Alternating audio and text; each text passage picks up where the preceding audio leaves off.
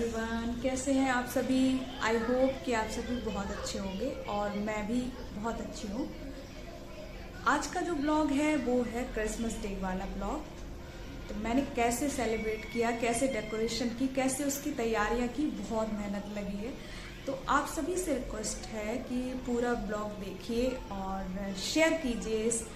जो मेरे चैनल पर नए आए हैं वो चैनल को सब्सक्राइब करें। जिसने भी मेरे चैनल को सब्सक्राइब नहीं किया है प्लीज़ सब्सक्राइब कीजिएगा। ब्लॉग्स होंगे ना वो और भी अच्छे हों और भी उनमें कुछ क्रिएटिविटी हो, कुछ आपको सीखने को मिले। क्योंकि जैसे क्रिसमस के दिन ही तुलसी पूजा भी थी, तो सबसे पहले मॉर्निंग में उठ के मैंने तुलसी जी की पूजा की। उसके बाद क्रिसमस की तैयारी की, क्योंकि हमारे लिए हम भारतीयों के लिए तुलसी जी का क्या महत्व है वो तो आप सभी ही जानते हैं। उसके बाद ही क्रिसमस तो हमारा फॉरेन कॉन्सेप्ट है और अभी अभी आया है, अब ज़्यादा चलने लगा है। तो लेकिन हाँ, एक सेलिब्रेशन का एक मौका मिल जाता है, हमें एंजॉयमेंट मिल जाती है। बच्चों के साथ बच्चे भी खुश हो जाते हैं, तो हमें क्या चाहिए, हमें उसमें ये है कि बच्चे खुश हो जाते हैं तो उनके लिए हम करते हैं, हम सारी मदर्स करते हैं। तो प्लीज़ आप लोग देखिए और सपोर्ट कीजिए।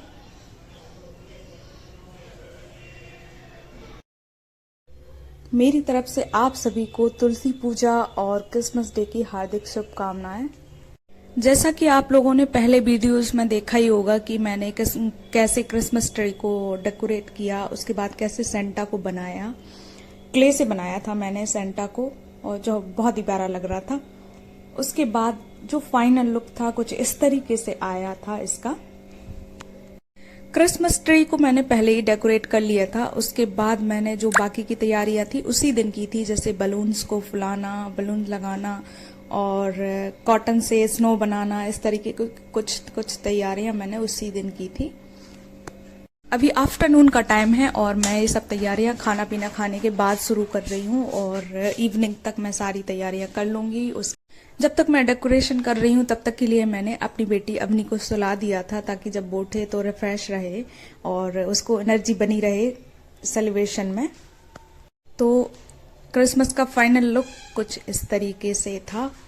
आप लोग कमेंट में बताइएगा कैसा लग रहा है। और हमने सारी डेकोरेशन तो कर ली थी, लेकिन हमें पता चला कि हमारे पास क्रिसमस की कैप ही नहीं है। फिर यहाँ पे मैंने कपड़ा लिया और इससे ही घर पे ही बनाया। और स्टिचिंग इसकी कैसे की स्टेपलर से हमने इसकी स्टिचिंग की। और इन सबको करते करते मुझे 2 से 3 घंटे लग गए थे और तब तक मेरी बेटी भी जाग गई थी। उसके बाद हम लोग सब इकट्ठा हुए। ये जैसे कि आजकल बच्चे ना फोन देखते हैं तो उन्हें सब कुछ पता होता है, सारे कॉन्सेप्ट पता होते हैं। हम लोगों को तो बचपन में बस ये पता था कि क्रिसमस डे कोई होता है, बस बाकी कुछ पता नहीं था।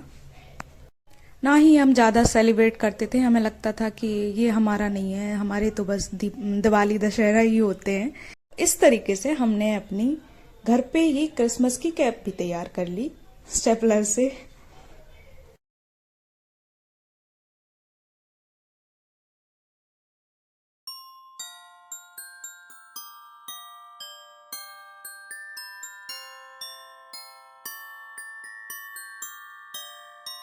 और अब बारी आती है केक की।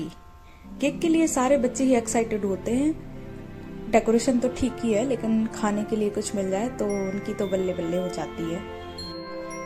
और इनका कहना था इस केक में सेंटा क्यों नहीं बना है। मुझे सेंटा वाला केक ही चाहिए था, लेकिन जो भी मिला हम लोगों ने वो ले लिया यहाँ पे। और केक आने के बाद हमने सभी का थोड़ी देर वेट किया। उसके बाद जब सब लोग आ गए तो केक कट किया और सबके साथ बहुत अच्छे से सेलिब्रेट किया। मेन है कि बच्चा खुश है तो बाकी सब तो खुश ही है। और आप लोग देख सकते हैं इनसे रुका नहीं जा रहा है, वो इनने उंगली उसमें कर ही दी। तो आज का ब्लॉग आप लोगों को कैसा लगा, पूरा ब्लॉग देखिए और फिर मुझे बताइएगा, कमेंट कीजिएगा कि कैसा लगा, अच्छा लगा या बुरा लगा। जो भी है आप लोग अपने विचार हमसे शेयर कर सकते हैं। और यहाँ पे जब क्रिसमस सेलिब्रेट हो गया तो इसके कैप भी खराब हो गई है और यहाँ पे इस तरीके से खेलने में लगी हुई है। इनका कहना है कि इसको बलून्स को मत निकालना, ऐसे ही रहने देना, मैं इनसे एक्सरसाइज करूँगी। तो इस तरीके से इनका खेलना चलता रहेगा। तब तक आप लोग चैनल को सब्सक्राइब कर दीजिएगा, शेयर कर दीजिएगा। हम लोग आगे भी मिलते रहेंगे ऐसी एक्टिविटीज़ के साथ में, छोटी छोटी खुशियों के साथ में आप सभी के साथ बांटने के लिए।